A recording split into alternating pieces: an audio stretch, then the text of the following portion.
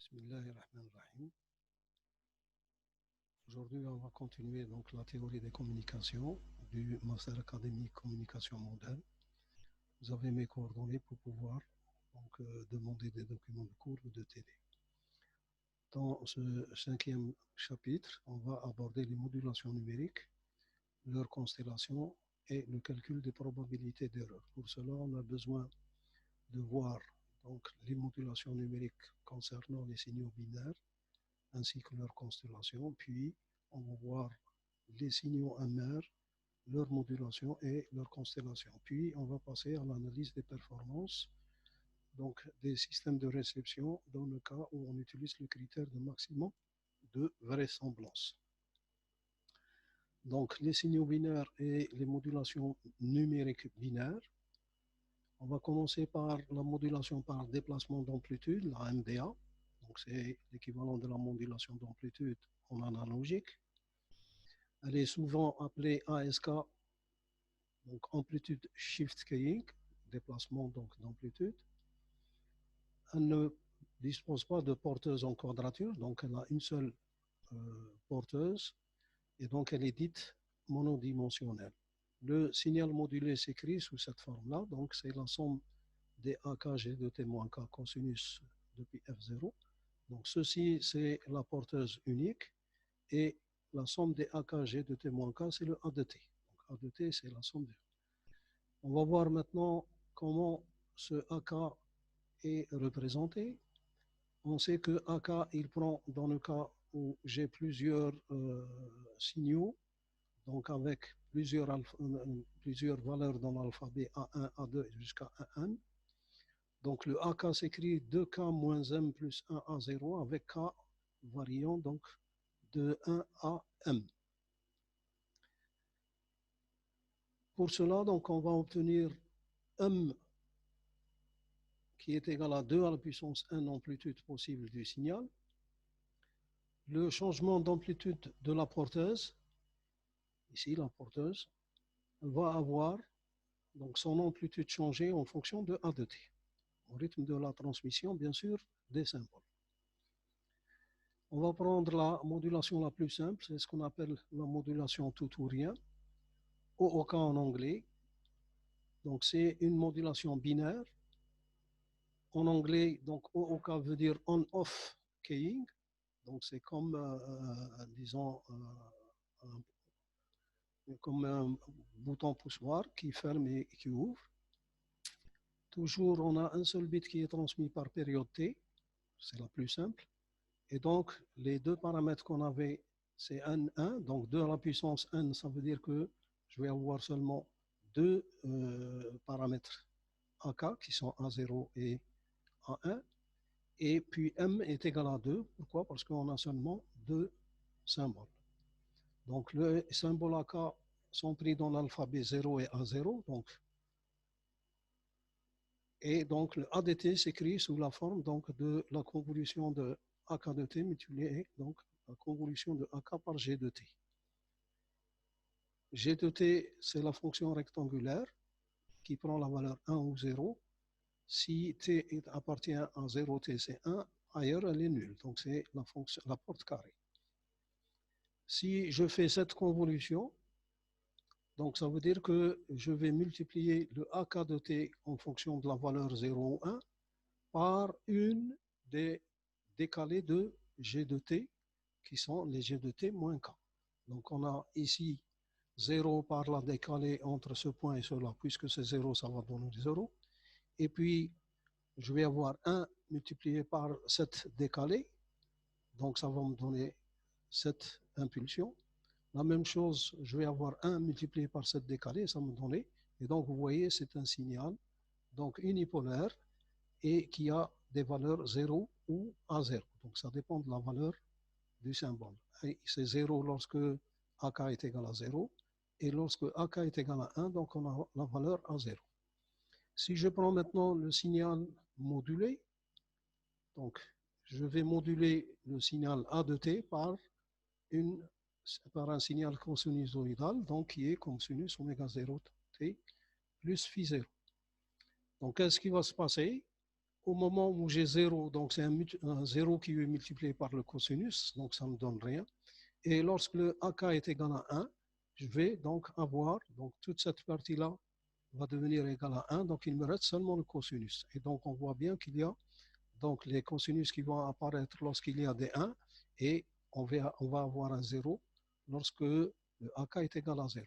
Donc on parle, dans ce cas, au niveau donc, des AK égale à 0, de l'extinction de la porteuse. Le symbole AK prend toujours donc la valeur dans l'alphabet 0 AK. On a vu que le signal modulé en ASK, donc modulation est donné par, donc ça c'est l'écriture du signal modulé en ASK, et c'est le signal qui est numérique. La chose la plus importante, c'est ici, c'est que le signal est numérique. La constellation de la modulation tout ou rien est donnée dans la figure 7. Donc, vous voyez ici la figure 7. Lorsque donc, tout cela se traduit par une représentation géométrique qui est la constellation, et donc j'ai l'axe réel ici, qui va correspondre à la fonction ψ1, et j'ai l'axe imaginaire ici, qui n'est pas développé. Pourquoi? Parce que je n'ai qu'une seule porteuse, donc toutes les informations sont sur l'axe des x. Le spectre du signal en bande de base est donné. Donc ici, qu'est-ce que j'ai? J'ai une suite de portes rectangulaires, et cette suite de portes rectangulaires va avoir donc un spectre en sinus cardinal pi ft. Donc c'est le sinus carré, sinus cardinal au carré. Donc puisque le signal est unipolaire, donc on a seulement, donc je rappelle la forme, puisque ici j'ai des valeurs qui sont strictement positives, donc il n'y a pas de valeur qui est négative. Donc la valeur moyenne, normalement, c'est une valeur qui est positive. Donc le fait que cette valeur elle est positive, ça veut dire que je vais avoir une composante continue, donc positive. Et c'est pour ça que je la trouve ici dans le domaine du spectre. Donc cette composante continue, elle est égale à A0 au carré sur 2, donc que multiplie l'impulsion de Dirac delta de F. Donc si je calcule maintenant le spectre du signal modulé, à partir bien sûr du signal en bande de base, qu'est-ce qui va se passer? Ça veut dire que je vais prendre les formes de Sx et de F que je vais décaler aux fréquences plus ou moins F0. Et je vais avoir aussi ce terme-là qui est décalé aux fréquences plus ou moins F0. Donc le spectre de Sx de F, donc ici, regardez, c'est un signal qui est tout simplement, à partir de là, on va faire un décalage. Donc c'est ce qu'on appelle une transposition de fréquence. Et son spectre, donc c'est A0T, il va prendre les mêmes valeurs, sauf qu'à la place de F, je vais avoir F plus ou moins F0. Ici aussi, F plus ou moins F0. Donc si je passe à la représentation, je vais commencer par donner cette valeur-là, A0 sur 2, A0 carré ou sur 2 delta F, c'est cette valeur-là. Donc là, je suis dans le spectre, dans la représentation du signal en bande de base, du spectre, bien sûr. Donc si je suppose que ça, c'est le spectre, puisque c'est un sinus cardé. Attention, ici, la forme, ce n'est pas la forme exacte de Sx de F. C'est juste une symbolique. Donc maintenant, si je prends ceci comme étant Sx de F, c'est la partie en rouge, donc je vais faire un décalage, donc par modulation. Donc la modulation d'amplitude ne fait que une transposition de fréquence. Ça veut dire qu'elle décale le spectre du signal aux fréquences F plus F0 et F moins F0. Donc, qu'est-ce que je vais avoir?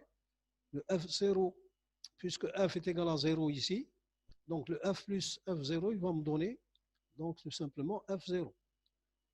Si je prends ce spectre-là qui est positif, donc il est autour de F0, donc qu'est-ce que je vais faire? Je vais prendre la transposition, donc ça veut dire que je vais décaler du côté droit, et je vais avoir donc une première décalée qui est la moins F0, donc F0 moins F2 et F0 moins F1, donc ces points-là. Et puis de l'autre côté, je vais avoir le F0 plus F1 et le F0 plus F, donc ce qui correspond ici à F plus F0. Cette partie, elle correspond à F moins F0. Donc ça, c'est le spectre qui est obtenu après modulation. Donc le signal en bande de base il est représenté ici en rouge avec, bien sûr, disons, sa composante continue. Et après modulation, donc ce signal-là, il a été transposé et replié. Donc, ceci est transposé et replié, et le repliement, il se fait ici. Donc, pourquoi l'amplitude n'est pas la même? Parce que ici, qu'est-ce que j'ai fait? Tout simplement, donc, il y a eu un effet, disons, de diminution de l'amplitude. Maintenant, si on applique ce qu'on vient de voir comme étant comme des généralités concernant la modulation tout ou rien, donc on va l'appliquer pour les signaux S0 et S1. Donc j'ai deux signaux S0 et S1 qui sont représentés par donc, le point 0, comme tout à l'heure, lorsque S0 est égal à 0, et je vais avoir le S1 qui, cette fois-ci, donc, va être représenté par la racine de l'énergie sur le bit. L'énergie sur le bit, par exemple, si la distance ici elle est égale à 1, donc ça va être égal à 1. Donc, si je calcule l'énergie, normalement, la racine de EB elle est égale à la racine de 1 demi. Les deux signaux sont représentés par deux valeurs. Donc, S1 de t, elle sera, donc vous voyez que c'est une cosinus, donc un cosinus, et bien sûr, je veux avoir une amplitude qui est égale à 2 EB sur TB. Donc le E, ici, le racine de E est égal à 1 demi, donc 1 demi, il me reste 1 sur TB, donc pour l'intégration. Lorsque le signal est 0, lorsque le AK est égal à 0, le S de T est égal à 0. Donc les deux signaux étant donc en une seule dimension, donc il n'y a qu'une seule fonction de base. Donc, cette fonction de base, on peut l'attirer à partir du graphe et de la formule S1 de t. Et donc, qu'est-ce que je vais avoir? Je vais avoir psi 1 de t, c'est racine de 2 sur tb cosinus de pi fct. Donc, qui est bien sûr la porteuse. Les fonctions de base, on a vu qu'ils doivent être orthonormées et doivent avoir une énergie unité. Donc, E de psi est égal à 1. Donc, si je calcule ici, je vais trouver 1. Donc, cette relation va s'écrire de façon simple. Donc S1 de t, c'est racine de EB sur psi1, et S0, c'est égal à 0. Maintenant, on va voir la modulation par déplacement de phase, ce qu'on appelle phase shift keying. L'expression générale d'une modulation numérique par déplacement de phase, elle est égale à la partie réelle des sommes des CK que multiplie donc l'exponentielle J oméga T, J oméga 0T plus phi 0.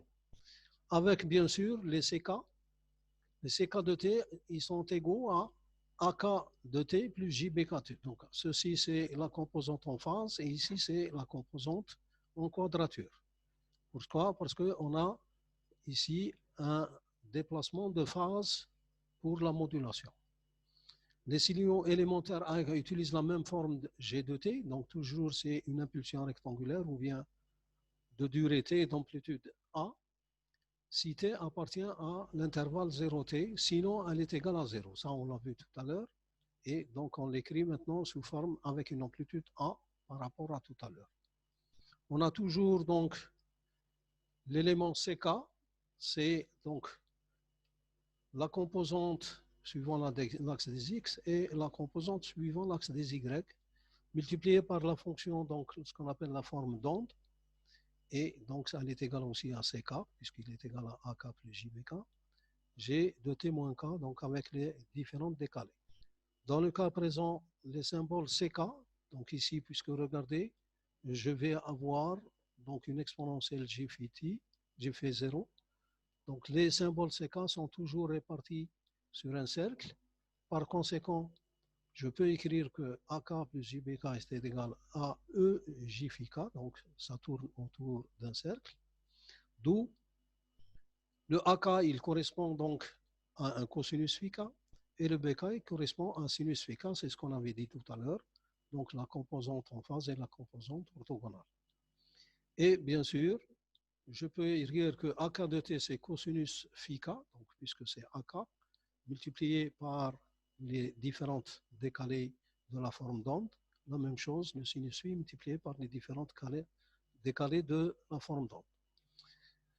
On impose au symbole d'être réparti régulièrement sur le cercle, donc il faut qu'il soit réparti régulièrement sur le cercle. Donc, soit on divise le cercle par 2, ou bien par 4, ou par 8, donc en phase régulière. Donc, phi k, c'est pi sur m, k de pi sur m, lorsque m est supérieur à 2. Et bien sûr, k prend les valeurs de 0 jusqu'à m-1.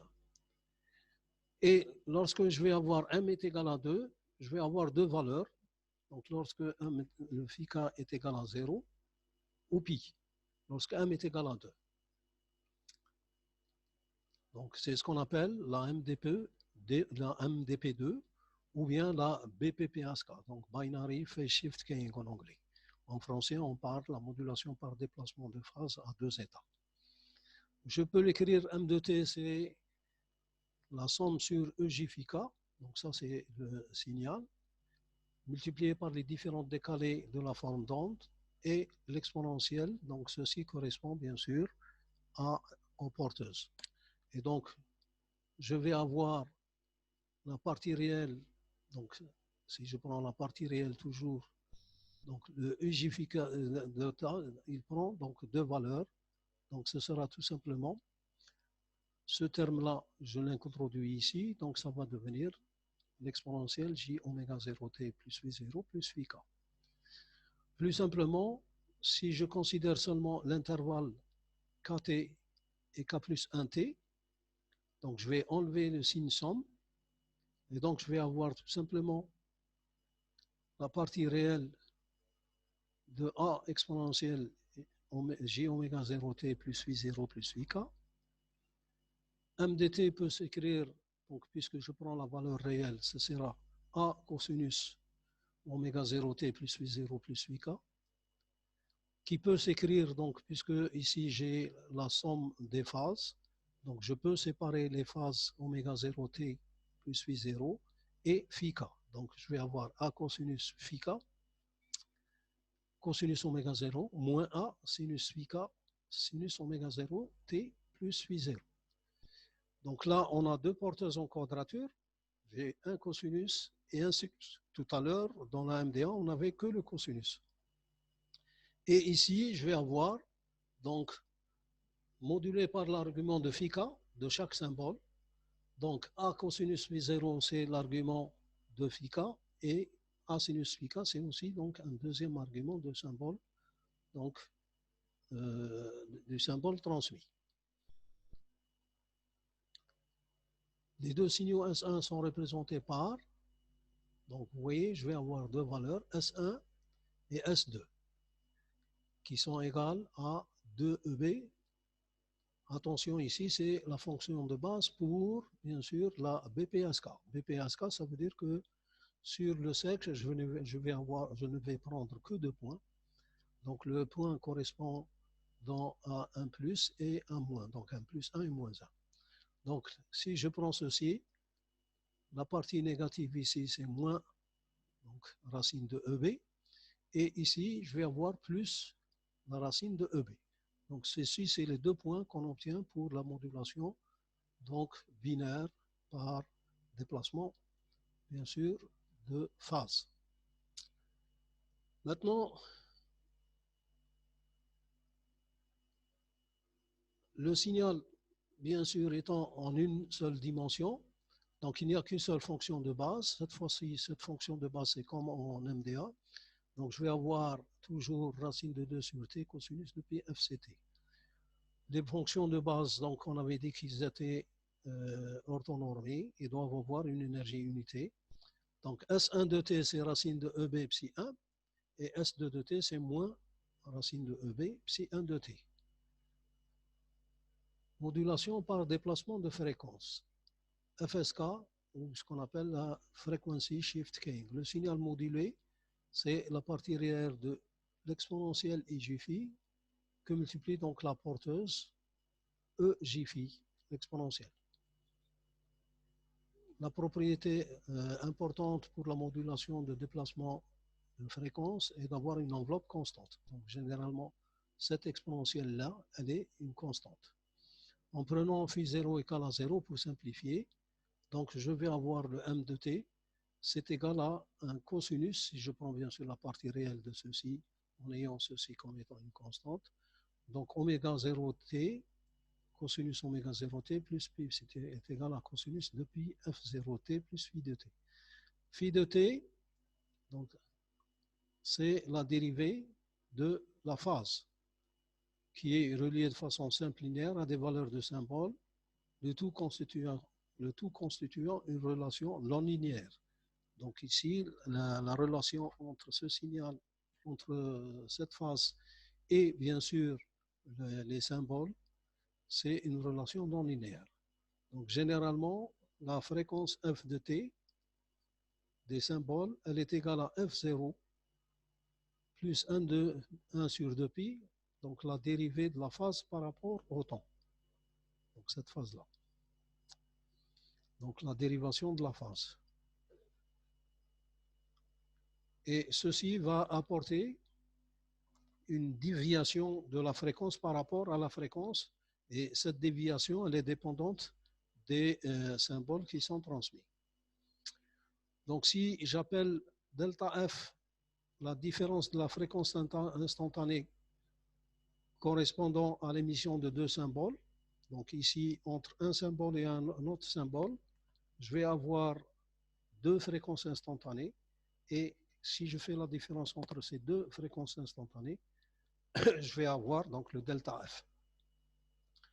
Soit AK, un symbole appartenant à l'ensemble plus ou moins 1, plus ou moins 3, plus ou moins 1, moins 1.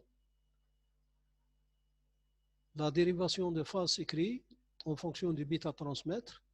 Donc 1 sur 2pi défi sur dt, elle est égale à delta F, donc c'est la différence de fréquence qu'il y a entre les deux, que multiplie bien sûr la convolution du signal donc des symboles AK par la forme d'onde GK de A de t. Donc si je prends directement le défi sur dt, ce sera donc, je multiplie ce terme-là par ce terme-là, donc je vais avoir pi delta F que multiplie donc la convolution des symboles par la forme d'onde. Donc après intégration de l'expression de tout à l'heure et pour tt appartenant seulement à l'intervalle kt k sub 1, donc je vais avoir, donc au lieu d'avoir la somme ici, je vais avoir tout simplement pi delta f ak, donc à l'instant bien sûr entre kt et k plus 1t, plus une certaine phase phi k. Phi k, elle est dépendante bien sûr toujours de la phase phi de kt. La phase varie linéairement sur l'intervalle, donc kt et kt plus 1. Donc si ça varie linéairement, donc je peux l'écrire, delta pf, donc pi delta f ak de t moins kt plus phi de k. En remplaçant bien sûr phi de k dans f de t, donc dans la valeur de f de t, j'ai f de t est égal à f0, donc ça c'est la définition de la variation de fréquence. Donc ce sera f0 1 sur 2pi que multiplie donc la dérivée. Donc qu'est-ce que je vais obtenir? Donc si je dérive par rapport à ceci, je vais obtenir delta f sur 2 ak.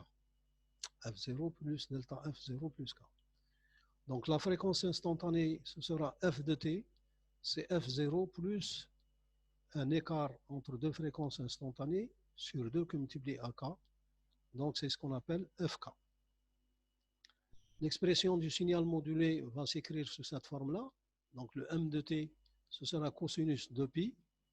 Et donc la modulation par déplacement de phase, elle a été introduite ici. Donc ça c'est la porteuse de pi f0. Et bien sûr la variation donc, de la fréquence en fonction des symboles AK de t, de t. Donc en général, puisque ceci c'est fk, donc ça va devenir 2pi fk de t. Exemple de modulation par déplacement de fréquence binaire à phase discontinue. Donc à phase discontinue, AK prend les valeurs dans l'alphabet 1 plus 1. Donc lorsque le bit 0 est transmis, AK est égal à moins 1. Lorsque le bit transmis est à 1, ça va devenir un 1. La fréquence instantanée, on l'a trouvée comme étant f0 delta f plus delta f sur 2 ak. Donc pour la fréquence, on va avoir, puisque j'ai seulement deux symboles transmis, donc je vais avoir F1 et F2.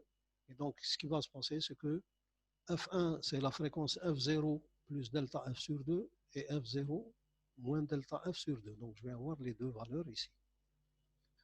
Et si je trace cette, disons, le signal M de T avec ces deux fréquences, donc je vais avoir F1 puis F2, puis F1 puis F2, donc ça dépend de, bien sûr, du symbole transmis.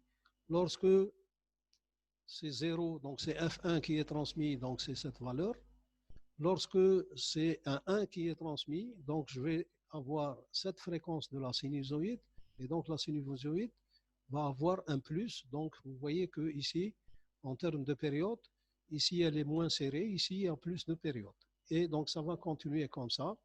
Lorsqu'il y a un 0, donc ce qu'il y a, c'est que ici, la phase elle est discontinue. Donc là où s'arrête, disons, M de T pour un 1, donc quand elle reprend pour un 0, elle doit reprendre toujours par quelque chose de positif. Et donc le passage entre 1 et 0 et 0 et 0 et 0 et 1, il est toujours discontinu. Donc il y a des discontinuités de phase. Donc la fonction, elle va s'écrire sous cette forme-là. Donc M de T, donc ici F0 plus delta F sur 2 de T. Et donc le delta F, il peut être donc soit en positif, soit en négatif. Donc je vais avoir ces deux valeurs. Fk, donc, il est pris entre ces deux valeurs, donc on le prend ici. Pour transmettre les 0 à 1, on utilise des fréquences distinctes, F1 et F2, de la forme suivante. Donc maintenant, donc, quand on a dit F1 et 2 de la forme suivante, donc les F1 et F2, elles sont là. Maintenant, si je reviens à la représentation géométrique, donc avec les fonctions des fonctions de base pour la MDF binaire, la BPF et SK, donc je vais avoir S1 de T qui est égal à la racine de E0T sur B, et il est égal aussi à 0. Comment on obtient la constellation donc, de la BSK? On doit en premier lieu trouver sa dimension. Donc S1 et S2 peuvent être représentés par donc, fonctions orthonormées. Donc psi I est égal à, donc psi I de T est égal à racine de 2 sur cosinus de pi f I de T. Donc il faut remarquer que F1 et F2 sont choisis de façon orthogonale. Exemple, MDF binaire, donc modulation par déplacement de fréquence binaire, en phase discontinue. Donc dans un intervalle kt, k plus 1t, la fréquence instantanée c'est f de t plus delta f sur 2 ak, qui devient donc soit avec, ça dépend du symbole ak, donc soit avec un moins, soit avec un plus. La fréquence centrale s'écrit, donc f0, c'est f1 moins f2 sur 2. L'excursion de fréquence delta f, c'est disons en valeur absolue, donc c'est f2 moins f1. L'expression du signal modulé, elle est donc m de t, c'est cosinus de pi f0 plus ou moins delta f de t. Donc ceci termine ce cours.